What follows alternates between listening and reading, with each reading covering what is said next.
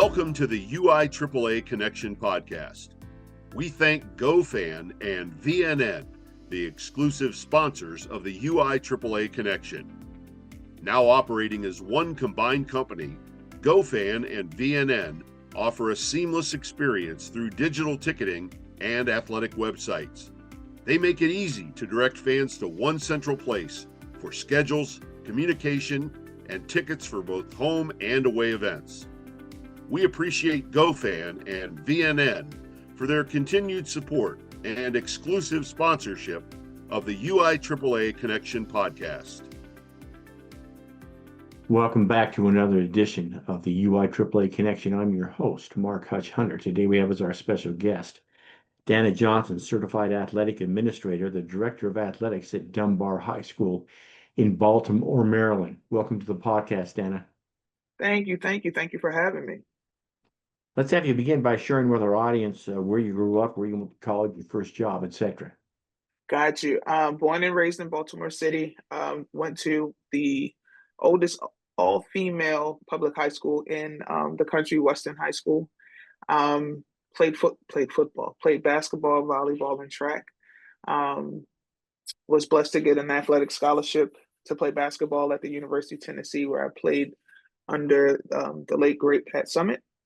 After I graduated from Tennessee, I went overseas to play. I played in France, I played in Hungary, and I played in the first women's professional league called the American Basketball League.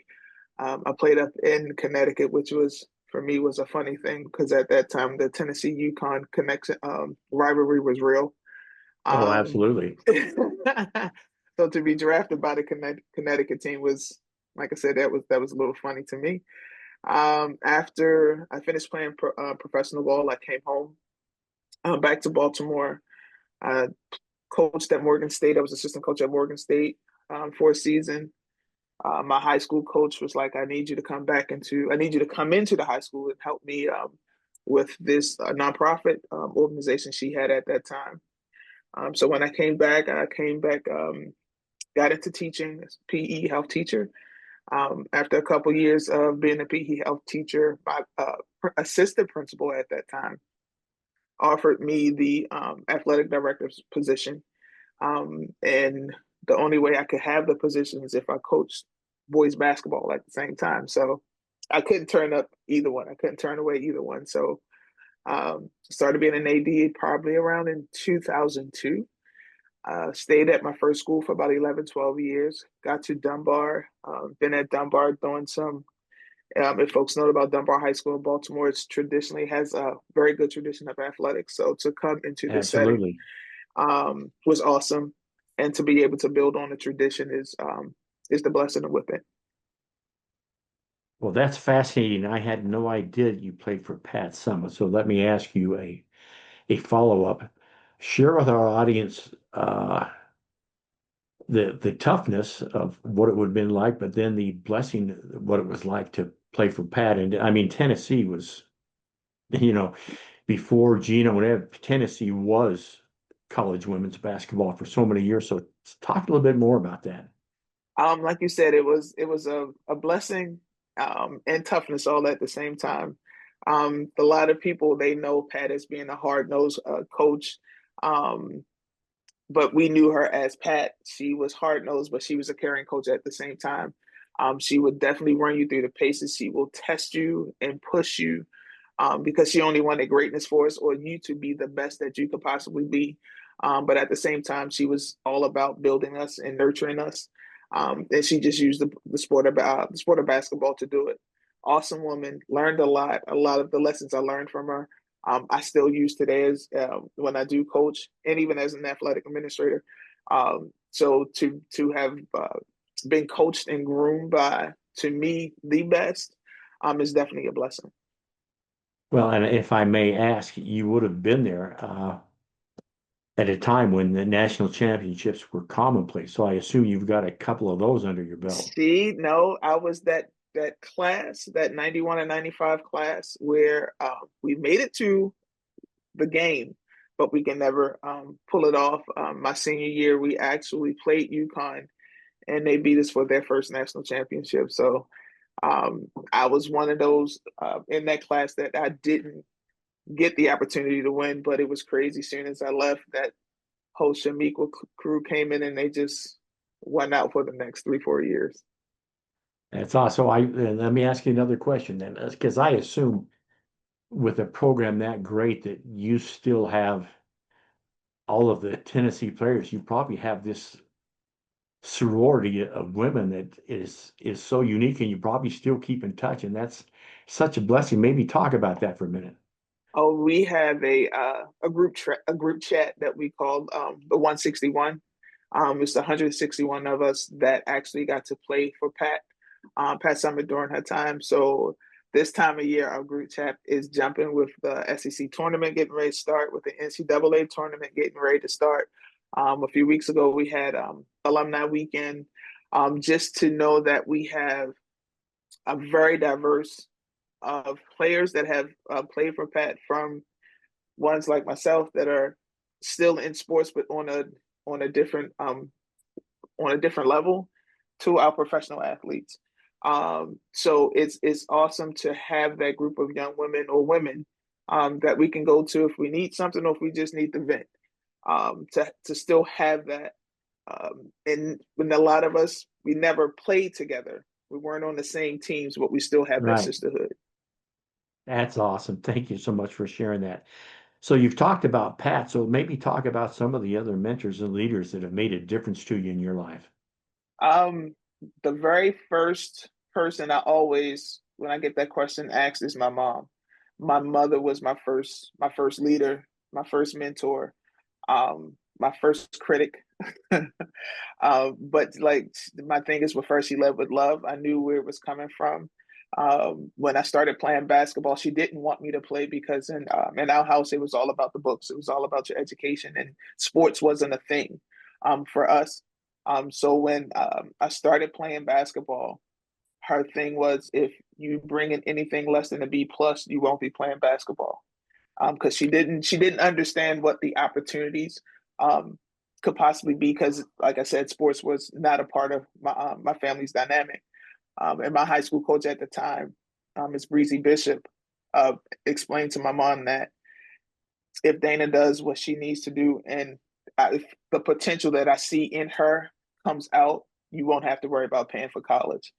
And for her, that's all my mother needs to hear, is that the opportunity for her not to have to pay for college, and I do my part, that things will be taken care of. That's when she got on board. But my mom was my first lead and my mentor. The next one was my high school coach.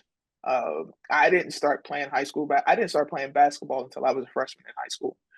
So she saw me in the stands getting ready for PE class, and she was like, "Come here." And she actually asked me, "Did I play any sports?" I was like, "No." Asked me, "Did I want to play?" I said, "No." She was like, "No, you're going to play basketball and you're going to play volleyball." I was probably like 5'10", 5'11" at the time. And I was like, "Well, you need to talk to my mom because I don't make those decisions." Yeah, So, so from then on, she was one of those that truly groomed me into to being a player that I was at that time.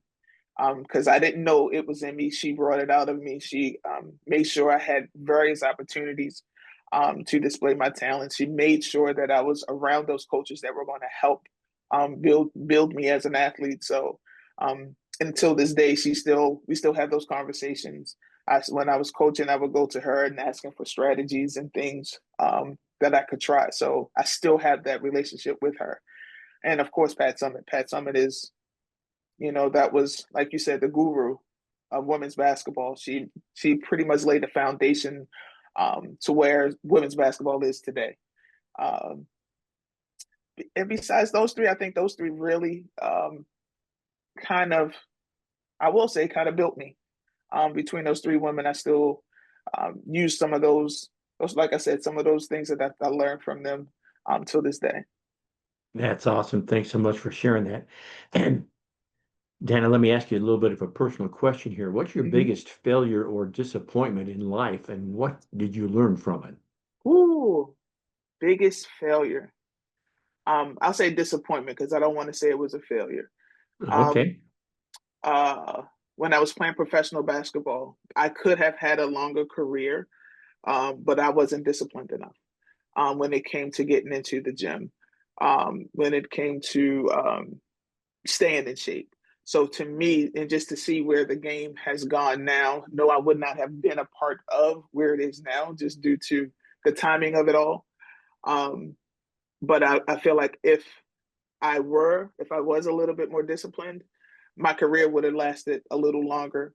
And the reason why I said I don't think it's a failure, because I'm a true believer in what is for me. And maybe at that time, God saw something else for me to do or guided my steps differently from what I expected them to be. So that's why I don't feel like it's a failure. It was just a detour, but I feel like if I had done my part, um, my professional career would have lasted a tad bit longer. Thank you for sharing that. Now, let me ask you this, because even from an old guy out in Utah, so I know who Pat Summitt is, but I also know the reputation of Dunbar High School and Mm-hmm. have for years. So I want you to talk about, I mean, you live that every day. You have that Mm-hmm. opportunity to be the director of athletics there. Talk about what it's like to work in a building with such a storied reputation and atmosphere. It's as an athletic director, it's awesome to walk into this gym and to see the banners with so many great names on there. It kind of motivates you as an athletic director to make sure you have the right people in place to continue the tradition. You want to make sure you have the right coaches who are not just about winning but building young people. And as we know, that's kind of sometimes that's a difficult task because you can always get a coach that can get your kids to win, but will they build the whole student athlete? But just walking into this gym and just to get that aura. And I like to see when folks that have never been here before, but they've heard about Dunbar and they see all the banners and see the names and you can just see their faces of, just like being in awe. It makes me proud, even though I'm not a poet by graduation, but I'm a poet because I work here. Just to see that, it kind of motivates you to continue that legacy, and make sure, like I said, make sure I have the right people in place um, that are going to help us continue that legacy. That's awesome. Now, let me ask you, yes, this shows my ignorance. Is Dunbar a Baltimore County school or a Baltimore City school? Baltimore City, we're in the heart of Baltimore City. Okay, and for our list, I'm a little bit familiar with Baltimore. My father went to medical school at the University of Mhm. Maryland, studied right there downtown, just north of a couple of blocks of Oriole Stadium. So Okay. so give me some geography of where exactly Dunbar is in Baltimore. From the hospital downtown, which is part of University Hospital, we're Hmm. probably 10, 10 minutes east of that. If you know where John Hopkins Hospital is, we're literally Sure, down the right. street. We're literally down the street from John Hopkins. We're on the same block, and I think a block separates the two of us. Um, Okay. so if All you know right. that part, and like 5 minutes from downtown. So I have an idea. My father took me years ago to a restaurant named Hausner's, which is closed, which is out near Hopkins. Don't know if you're okay, familiar with that at all, not but familiar. my son actually worked in Baltimore. I want to say it's been maybe 14, well, maybe no, I mean, maybe 12, 11 or 12 years since he left. Okay. He actually worked at Waverly Middle School for 2 years up by the old Colt Stadium, which is now a park. Uh-huh. And then he was taught at Digital Harbor, right down close to Right downtown. right down by the Ravens Stadium. Yes. And so we went back to visit him a couple of times. And actually, I was in Baltimore with our my son-in-law's the head coach at Corner Canyon. They played St. Francis in that St. championship Francis football is game. like 2 minutes around the corner. They're literally like 5 minutes away. Okay, yeah, and that's what I figured. Well, that is awesome. So thanks for clearing up all that Baltimore information. Now, let me ask you, Dana, about your journey with the MSADA and then obviously with the NIAAA. how you got involved, etc.? I got involved with the MSADA. My first conference was, I think I want to say my first year. No, my second year as an athletic director. The former athletic director here at Dunbar, she was a member of the executive board. So it's kind of when I came in to Dunbar, I kind of stepped in her role with MSADA. I became a district rep with MSADA, going to the meetings, learning about everything that was going on. I think I had been a member probably 10 or 12 years.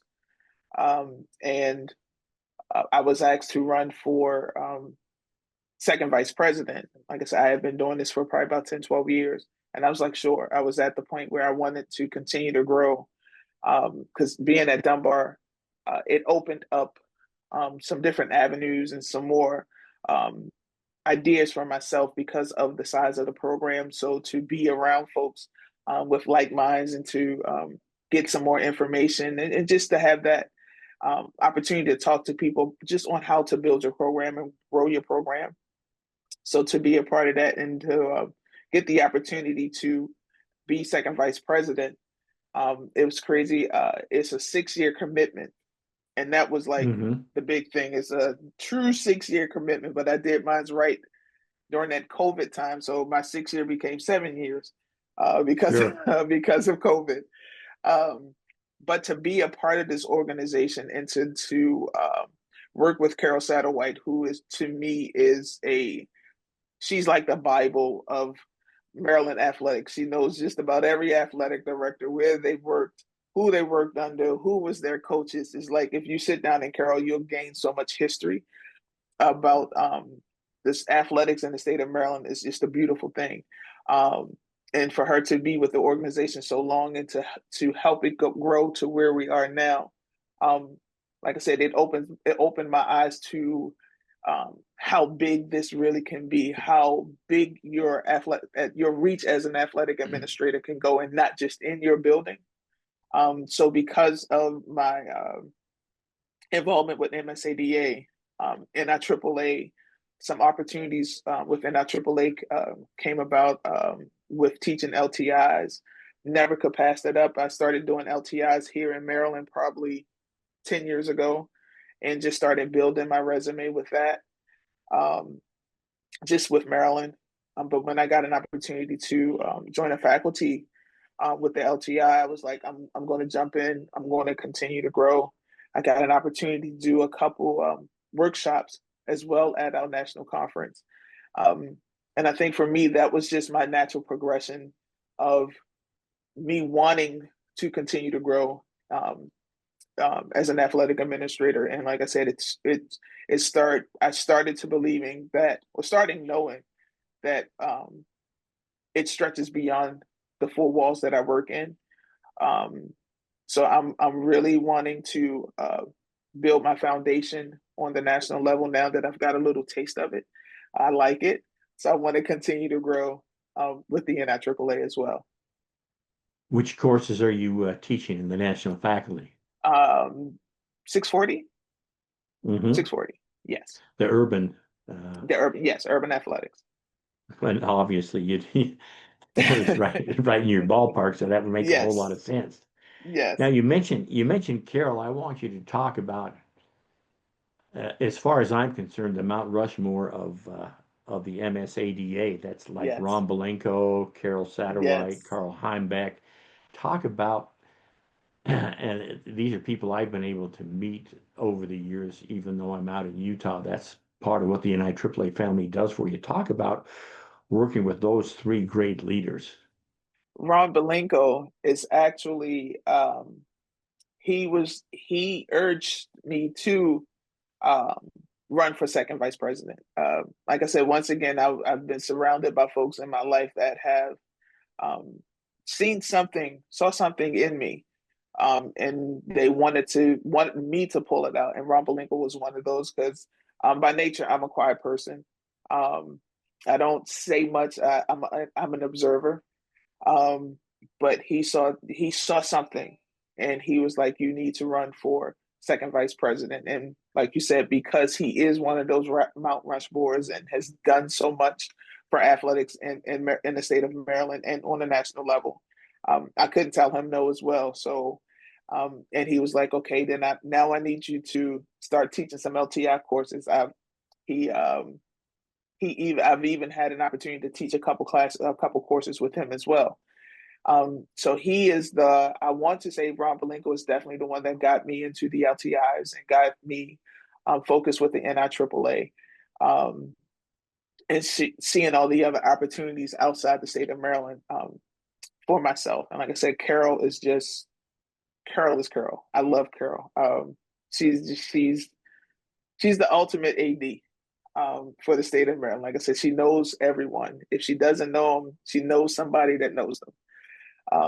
And Mr. Heimbach, I love the fact when he was a part of our organization that he was trying to grow the athletic administrative programs in the state of Maryland by having us partner with some local colleges and universities to build on the LTI courses so we can start grooming and growing new athletic administrators. He tried his best. It worked, but some schools weren't all in for it. But it didn't stop him from trying to put the opportunity out for us to grow that AD pool, because we know it's not as deep as we would like it. But he definitely tried to do it. Perfect. Thanks so much for sharing those observations and that information about those great people. Now, let me ask you about your observations about the recent conference in Tampa. That's the first time we've been to Tampa because obviously COVID canceled the first time there. But give us your take. I'm sure you taught the 640 there and were able to interact with a lot of people. So talk about that. Oh, I love Tampa. I think if it wasn't for the weather was awesome. Coming from Maryland, that time of year is normally cold here. Just to get to that weather. And this was my first time teaching the LTI at the Nationals. And I think I want to say just the networking when we go to the national conference is a beautiful thing. It makes you realize that you're not on the island by yourself.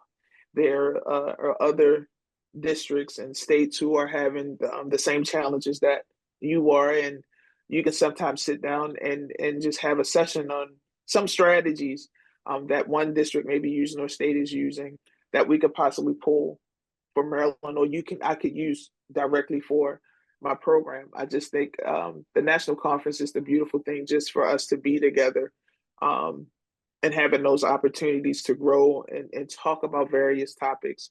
A lot of the seminars are very on point.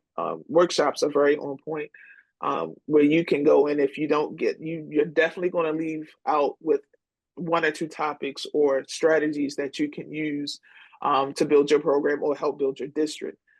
So the nationals is something that if you're an athletic director, it's something that you definitely need to attend if you haven't attended. Perfect. Dana, what's the favorite part of your job? My favorite is the kids. I love the kids. If I can, I'll have my moments where I'll just have a group of kids in my office and we'll just have a little rap session, or we'll just sit around and joke and talk about something or nothing. Just having the kids being comfortable enough to just come in my office and just talk and just be a kid. And for me, that's the biggest thing. I just want our young people to be kids and young people, because some of them have so many adult responsibilities that they sometimes they miss out on an opportunity on just being a teenager. Perfect. Let's finish up with a couple of questions. The first one being this. You've got two suggestions for a brand new athletic director, and they have to follow Dana's suggestions in order to become successful. What would your two suggestions be?